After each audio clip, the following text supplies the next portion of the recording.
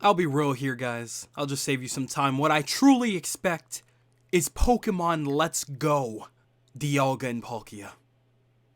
Oh no, it's happening. Don't doubt me. Everybody like, hey, are you ready to go? Ready to go. Everybody like, hey. Alright, what is up y'all? Soul here and welcome back to my story mode. Now, I did do a video recently talking about what scares me regarding Gen 4, but before I even get into anything, thank you guys so much for your support on that video. I'm glad everybody, actually gave their ideas and everything that they thought regarding Gen 4 remakes. I really wanted to hear your guys' opinions on that, and I'm really glad you guys, gave me that. There's a lot of people that disagree and there's a lot of people that do agree. That's totally fine. I wanted both ends of the spectrum here. I wanted to know everybody's thoughts about everything regarding Gen 4 remakes. So thank you guys again. I really am glad that you guys enjoyed that video. So I thought we should probably go ahead and touch up more on Gen 4 stuff, considering that for whatever reason, everybody just decided to eat up the information that we are getting Gen 4 remakes confirmed for this year.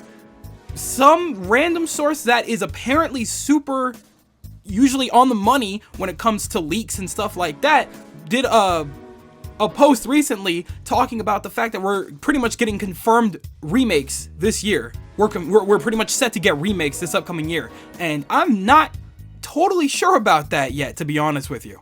So we'll have to revisit that another day. I'll probably look more into it because apparently these guys are super trustworthy. They've gotten a couple things right regarding directs, Smash, whatever. So apparently they've got something going on that we don't know about. There's the only way they could get it that right is if they worked at Nintendo personally.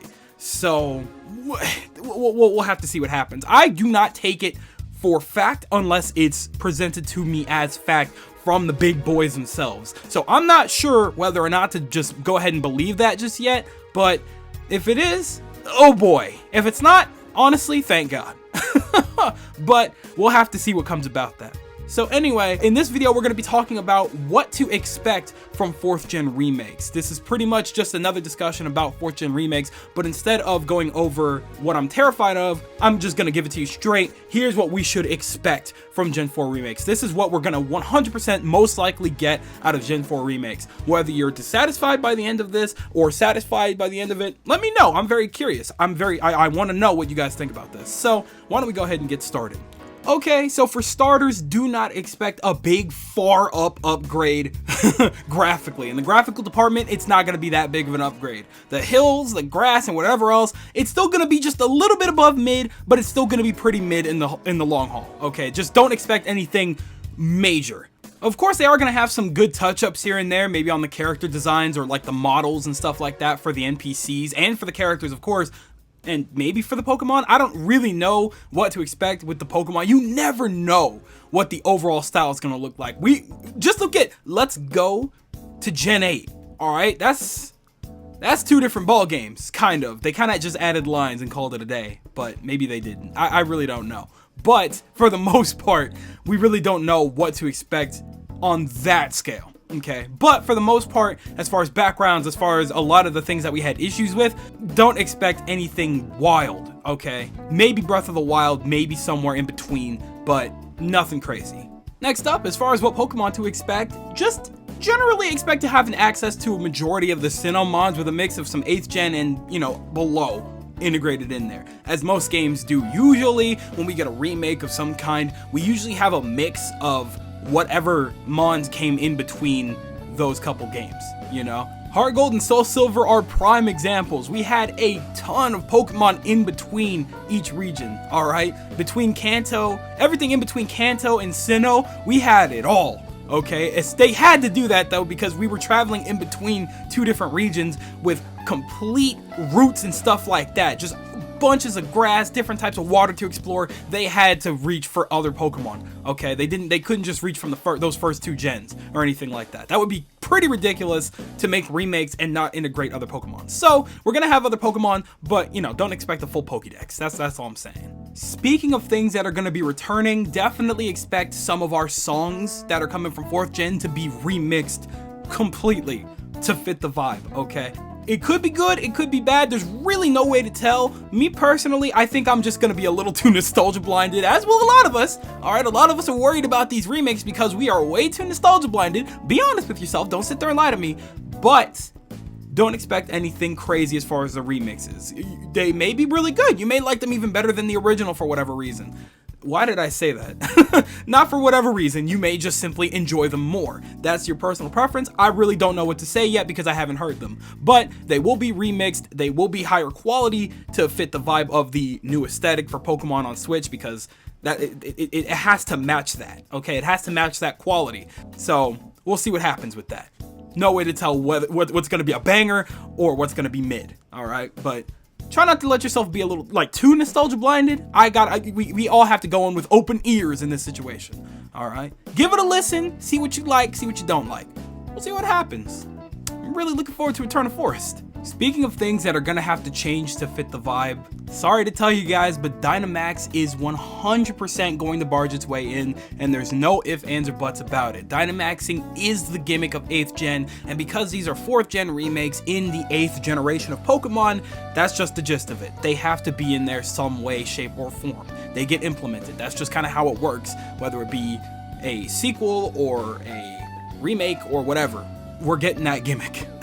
There's truly no way to avoid that. Honestly, I would be super surprised if the starters didn't get some kind of like Gigantamax forms or something like that, because there's just gonna be something that makes Dynamaxing and Gigantamaxing a part of the story to make it make sense, so that we could utilize that brand new mechanic throughout this story. Because much like Oras, this is gonna be a different situation. All right, this is going to be a completely different, probably, universe that we know of the original 4th gen. This isn't the same exact 4th gen, this is a different one that takes place in the universe that we're involved with now. So if that's their excuse, we'll just have to see how they play it. I don't know how they're gonna do it, but we're gonna have Dynamaxing and Gigantamaxing, and that's just that.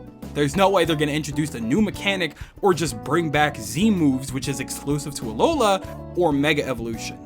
They might bring back Mega Evolution. That one may actually come back. I'm not actually sure, because they did say that Dynamaxing and Gigantamaxing was exclusive to Galar, so there's truly no way to tell for sure, but we'll see how it happens. We'll see how it plays out. Speaking of returning mechanics, the Pok'tch should be a more prominent, and most likely will be a more prominent mechanic that we're most likely going to use to access things normally, like our Pokédex, our Pokemon, and whatever else, you know? I'm completely under the impression that it's what we're going to use to utilize battling online and trading with people online and things like that. It's probably, if we are getting Dynamaxing and Gigantamaxing back, we're probably going to have raid areas, and the Pok'tch is probably what's going to notify us. It's going to buzz up like a smartwatch and it's going to show us, you know, who's catching what and stuff like that, which honestly, I think that's pretty cool. I think overall it's going to be a bigger mechanic, and it's going to improve on the quality of life of Pokemon in the Sinnoh region as we know it, because Pok'tch was pretty important. We literally could not progress until we at least had one. And in the original game, all it did was calculate our steps, and it showed us our Pokemon's health and status when we didn't want to go all the way into our bag to check what they were looking like right now. We got the status of our general team when we needed it right there, and it was also a friggin' calculator. We didn't even need that, but we will gladly take a calculator. Pok'tch was great, and all they need to do is make it useful to the overall quality of life, okay? Make it a smartwatch! Make it a smartwatch! Why not? I don't see the problem. I don't see the dilemma, and why not? Also, you know, I hope you guys realize that Pok'tch can literally be used as save and option. That's the primary two. Alright, I know they had us use a notebook or whatever in the original games, but, you know, we may as well just save our data right there on our little smartwatch. We could just talk into it like we do nowadays. We could just talk into our little smartwatch and save all of our data, recording everything that happened last. Maybe the game opens up with you listening to your smartwatch. Or maybe the save data animation is you talking into your smartwatch. I don't know. Point is, the Pok'tch is going to be utilized in a much better way, most likely, or at the very least, I hope so. moving away a little bit from general mechanic stuff here for a minute, I fully believe that there's going to be a feature very similar to Dynamaxing that's going to affect the story revolving Dialga and Palkia, and I don't think that Giratina is going to be involved whatsoever because they don't do middle games anymore. They don't make money that way, okay? They could do a middle game, but why would they do that when they could sell two different games, two separate games that they know people are going to want to buy both copies of and make twice the money? Because that's kind of how game companies operate, all right? If they have a money-making opportunity, they're gonna take that opportunity.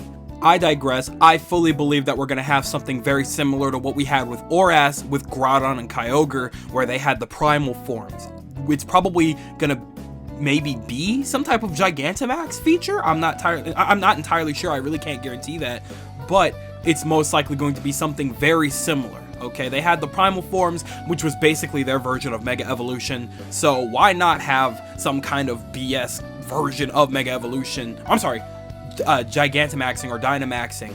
You know, they did prophesize something like that in the Grass Hill area in Sword and Shield. They kind of prophesied that some ultimate being has done this kind of thing before. They have utilized Dynamaxing and Gigantamaxing beforehand.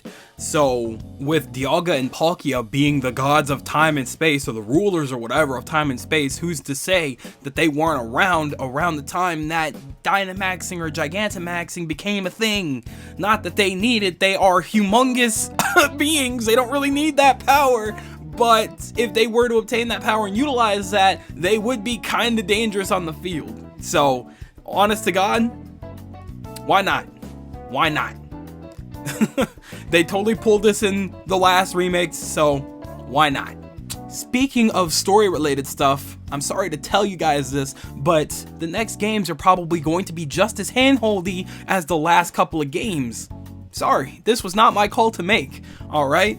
Unfortunately, it's going to be very handholdy and direct as opposed to the games that we know originally. Again, that could be good and that could be that can be bad. On the side of good, it means that we won't be as confused as to where to go like we were when we were kids. You know, when we were trying to get to Sunny Shore City, we didn't know where the hell we were supposed to go. No, that's totally fixed now. We will probably most likely be able to know exactly where to go, when to go there, all right? It's going to be very direct, okay? But on the other hand, it's going to pretty much just kill the challenge. That's just the gist of it. It's pretty much going to kill any form of challenge, all right? We're going to know who we're fighting next, we're going to know when we're fighting them next, and we're going to have a general gist of their levels, and we're probably going to be able to overlevel just like we were in the last games. Battling raid battles, okay, with getting candies and stuff from raid battles. It's honestly that simple. There's really no ifs, ands, or buts about it. The games are made for everybody, and that means for a younger audience, even especially for the younger audience. This is what the series is geared towards. You got to remember, this isn't necessarily for everyone all the time. You know, in some cases, yes, it is for everybody. It is meant for everybody to play, of course, but you got to remember it's geared mostly towards a younger audience. So, you know, they want to make sure that anybody that's hopping into these games starting off on Gen 8 or Gen 9 or whatever the hell, they want to make sure that they can hop in easily. So, more likely than not, it's going to be very handholdy, and it's definitely going to kill the challenge, but it's going to make it a little bit easier to navigate through the world and stuff. So, just something to keep in mind. Back to more direct mechanics, character customization will be minor to non-existent.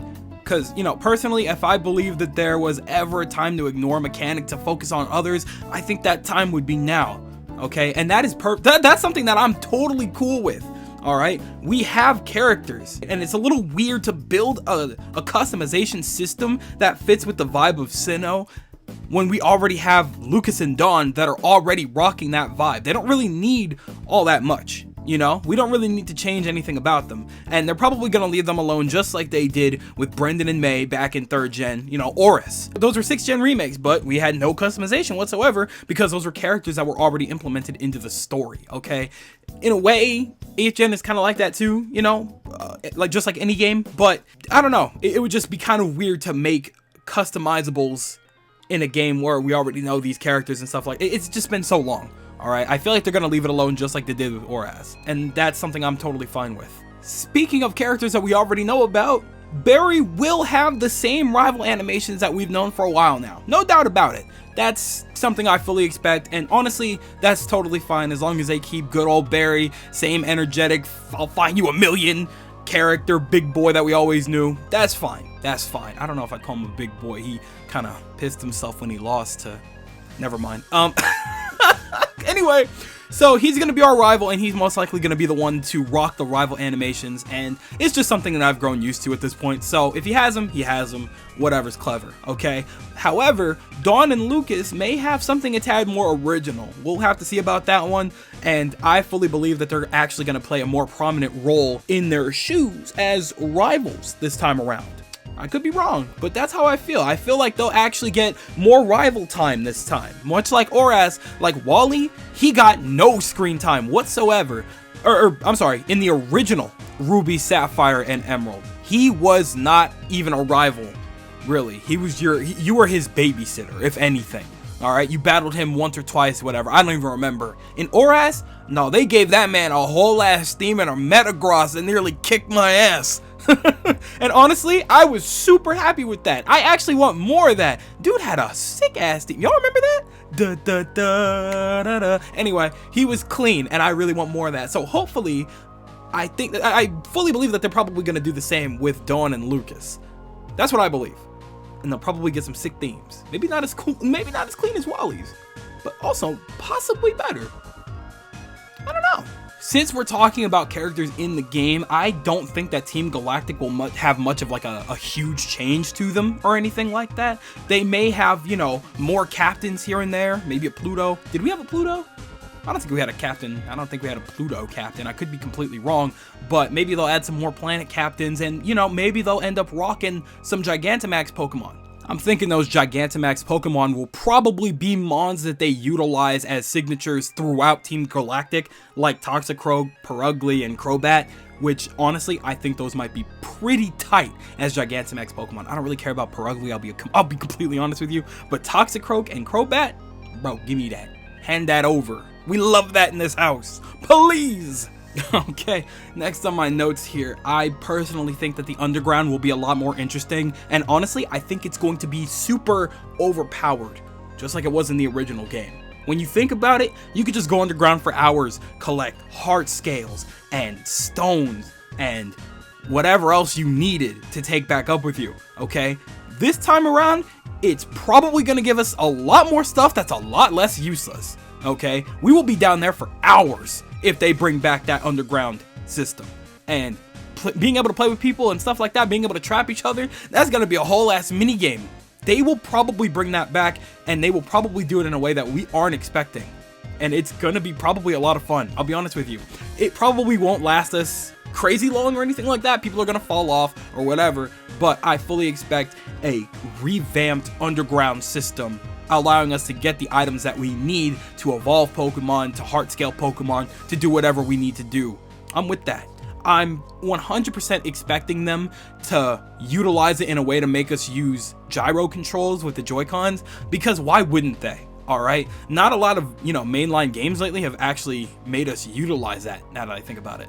So, if there's a time to remind us, hey, game has gyro controls, it's now, okay? Making us actually mine with the Joy-Cons or with our Pro controllers, because those have gyro controls in them too. I don't see why not. They can make it happen if they really wanted to, and I fully expect them to utilize that and make it at least mildly interesting enough for us to try the gyro controls. Or maybe we'll all hate it and go home. Who knows? Let's see how they work that out. Moving down the list of possible mechanics here, Star Tournament will most likely make its big return, because that is a brand new mechanic that has never been introduced before, and that would be sick to have in a region like Sinnoh, where we already have favorites in this region. And you know, I'm personally thinking that they're thinking about me when developing this, because they know I want to take some bodies, okay? They know I want to pop some caps alongside Cynthia and that Garchomp.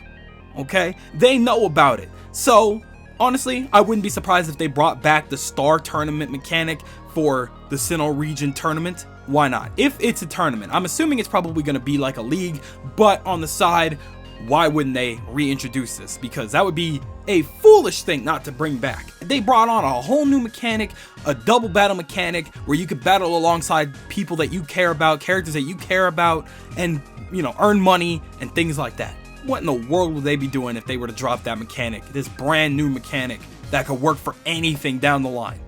Come on, they're bringing that back, no doubt about it. And finally, on my little things to notes on my list, whatever, I would not hold my breath for the Battle Frontier that we knew in Pokemon Platinum as an immediate release. They will probably sell that as DLC like they did for the Isle of Armor and the the Tundra, Frozen Tundra, excuse me, Crown Tundra. Jesus Christ. So that's probably where we're at. You know, I fully expect them to hold that back. They may not. They may give that to us as after game because we do need things to do in the after game. So they'll probably, if they don't give us that, it'll probably be the Star Tournament. If it's not the Star Tournament, it might be that. Otherwise, I fully expect that as DLC because that is something to do for a while. And that will probably, anything with that could theoretically possibly involve Giratina. Who knows? Or Shaman. Or Darkrai. God, please, please, Game Freak, why can we not just have why would you add that, man, to the, I'm sorry, I'm not even gonna get into that. I love Darkrai so much, but my point is, I don't expect to see that as a immediate release. I expect the Battle Frontier as DLC. That's just my take. Well, that just about covers everything that I have about my general expectations for the remakes, but my overall thoughts here is that more than likely at the end of the day, we're going to buy these remakes because they're remakes. It's Pokemon, okay? You can get as mad as you want about however they develop the games and how bad they've been doing lately, if that's how you feel about them. But at the end of the day, it's Pokemon, and we like Pokemon, and we're going to buy Pokemon. You don't have to. If you really are super against whatever they put out next and you don't want to buy it, save your money, man. I applaud you for being that strong and deciding, no, they're not getting my money anymore because they don't deserve it. But at the end of the day, you can't sit there and lie to yourself and say, hey, you got to remember that there are other people that are going to be buying this game, and because it's Pokemon, it's going to sell well, no matter what. We really can't avoid that. No ifs, ands, or buts about it, bro. Just like any other video game on planet Earth, it's going to have its fault, but at its core, it's going to be a good time. We're all going to come together for just a little bit, like we always do whenever a new Pokemon anything comes out, and we're going to have a good time. We're going to have some fun. We're going to battle each other online for a bit. We're going to go through the story a couple of times. We're going to Nuzlocke it. Some people are going to hack it and randomize it or whatever they plan to do, and we're going to have a good time because it's Pokemon. These are the remakes. We're probably going to buy them. We're probably going to be very angry about some features that were or were not included, but at the end of the day, they're just going to keep making the games, and we're either going to keep playing them and have our fun or get completely left behind. There's really no option on that because this is one of the biggest and best-selling franchises in the entire world. So, what we want, hopefully they listen, but there's no guarantee. And finally, do not expect these games until November at the earliest, because that is usually the most prominent time to release a Pokemon game for whatever reason. They have pretty much always decided November. So if we get them, it'll be this November, if that. You gotta remember that we were in the middle of a pandemic for the better part of a year now, so development may have been hindered for all we know. We really don't know what's going on behind that curtain. They may not even be remakes for all we know. That source could be completely wrong. We don't know if we're getting remakes. And if we are getting remakes, we don't know if we're getting them this year. So we just gotta hold out and wait. That's all there is to it. Well, that just about covers everything that I expect out of the Pokemon Diamond and Pearl remakes that may or may not be coming this year or at all. But guess what? I want to hear your guys' thoughts too. Am I completely on the money? Do you feel like I'm completely on the money? Do you feel like I'm completely broke off the money? Get the hell out of here, you hobo.